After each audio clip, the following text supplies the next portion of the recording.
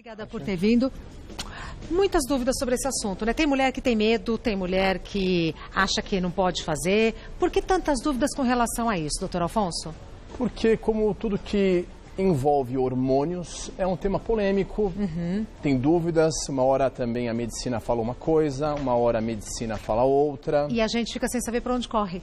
Sim, mas também é a evolução da medicina. Perfeito. E também a evolução Perfeito. da mulher moderna, que cada vez vive mais, cada vez fica bonita mais tempo, cada vez luta pelos seus direitos, cada vez mais pode reclamar. No passado não podia reclamar. Faz todo sentido. Então ela reclama, a medicina tem que acompanhar, né, as exigências das mulheres. Vamos ver então o que são mitos e verdades a respeito desse assunto? Agora. É mito ou verdade que toda mulher na menopausa precisa fazer terapia de reposição hormonal? Isso é um mito. A mulher pode ou não fazer terapia de reposição. O mais importante para isso é o sintoma daquela mulher. O que aquela mulher sente.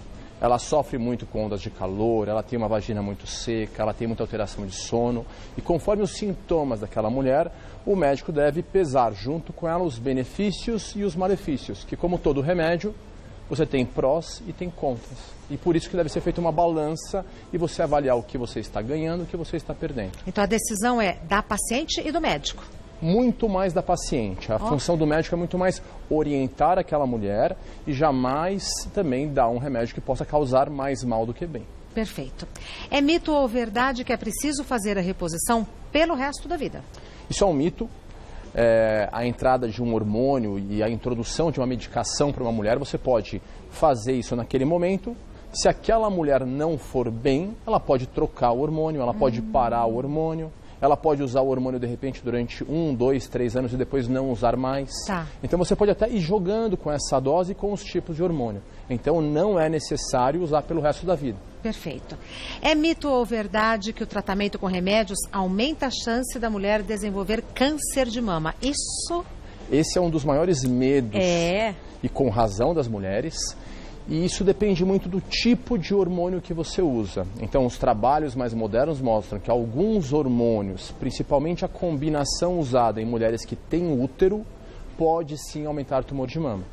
Mas isso não é uma contraindicação absoluta, isso é, se a mulher tem um altíssimo risco de tumor de mama, porque a irmã, a mãe teve tumor de mama, é claro que ela deve pensar 2 vezes antes de começar com o hormônio. Sim. Agora, conforme o tipo de hormônio, nem está provado que realmente há esse aumento. Olha, não sabia. E também há uma grande diferença entre o hormônio causar o tumor e o hormônio, na verdade, já só nutrir um tumor que já existe. Isso é muito diferente. Então, é claro que se há algum tipo de suspeita de tumor, você não pode entrar com hormônio até ter claro que não existe tumor que dependa de hormônio. Perfeito. É mito ou verdade que a terapia hormonal melhora o aspecto da pele, das unhas e do cabelo? Pode, sim. Em algumas mulheres, você repor o hormônio que está faltando pode sim melhorar o aspecto do cabelo, ficar mais vistoso, a pele ficar mais firme. Isso sim é possível conforme a mulher e conforme o hormônio. Tá. É mito ou verdade que doenças cardiovasculares e a osteoporose também podem ser prevenidas com a reposição? Isso é uma verdade, mas já há novas mudanças. Isso é claro que, e é bem provado, que a reposição hormonal pode melhorar o osso desta mulher. Então, pode prevenir a osteoporose, sim. Doença cardiovascular, que é o quê? É derrame, é infarto. Estas doenças que se pensava que eram evitadas pelos hormônios, hoje, até conforme o tipo de reposição hormonal, pode até aumentar infarto e derrame. Então, sim, tem que ser pesado com muito cuidado o quanto você vai usar hormônios para a prevenção. Até porque a osteoporose, ela pode ser tratada e prevenida de outras maneiras. Comendo cálcio corretamente, fazendo exercício físico, ginástica e também com outros remédios que não são hormônios. Então você pode atuar na osteoporose de outra maneira e na prevenção de doença cardiovascular não há um benefício comprovado atualmente com o uso de hormônios. Perfeito. É mito ou verdade que as doses de hormônio no tratamento são muito elevadas? Isso é um mito.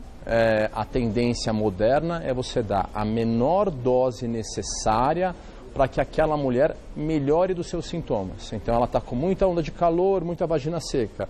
Você dá uma dose de hormônio necessária para que aquela mulher não tenha mais aqueles sintomas. Então a dose cada vez é menor e é a menor dose necessária.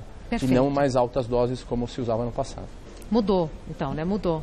Sim, a coisa vai evoluindo. Pouco a pouco vai se descobrindo mais e também vão aparecendo novas drogas. Por isso que a gente precisa falar sobre o assunto, porque a gente fixa com uma informação, aí essa informação muda, deixa de ser verdadeira, né? A gente precisa se reciclar. Sim, e os medos continuam às vezes. Exato. É mito ou verdade que podem ocorrer sangramentos e cistite durante a terapia? Sim, o sangramento, o hormônio pode voltar a nutrir aquele útero e aquele endométrio. Então essa mulher pode até voltar a menstruar ou sangrar irregularmente. E a cistite, principalmente se essa mulher voltar a ter mais libido e a ter mais relação, tem uma relação disso também com cistite. Então é claro que isso pode acontecer, né? Então é uma verdade, mas também, como a gente conversou, depende de uma série de fatores. Tem hormônios que dão mais sangramento irregular, se essa mulher for bem orientada, ela não vai ter praticamente cistite. Então você vai, é um jogo de detalhes. É mito ou verdade que a terapia de reposição hormonal aumenta a libido?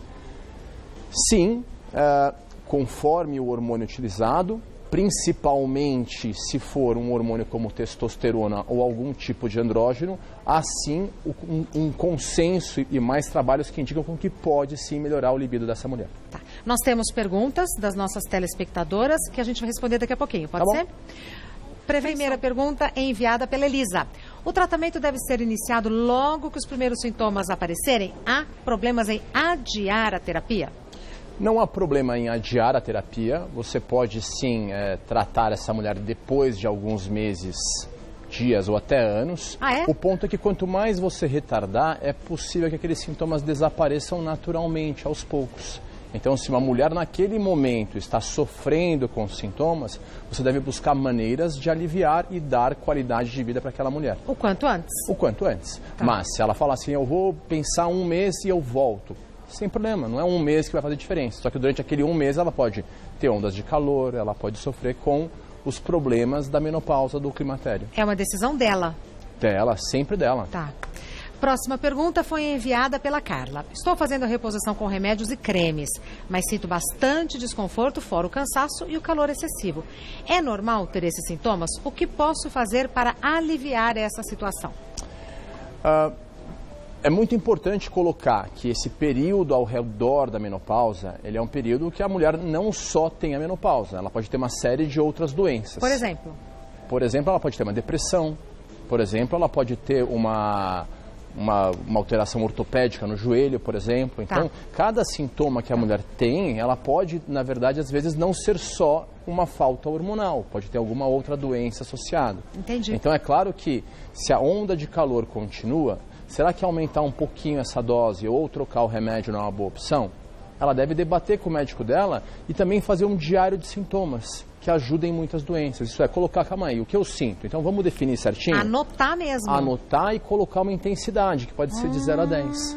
E com essa intensidade, ela vai saber para o médico o que realmente está incomodando e vai saber se a mudança que foi feita pelo médico se teve eficácia ou não teve.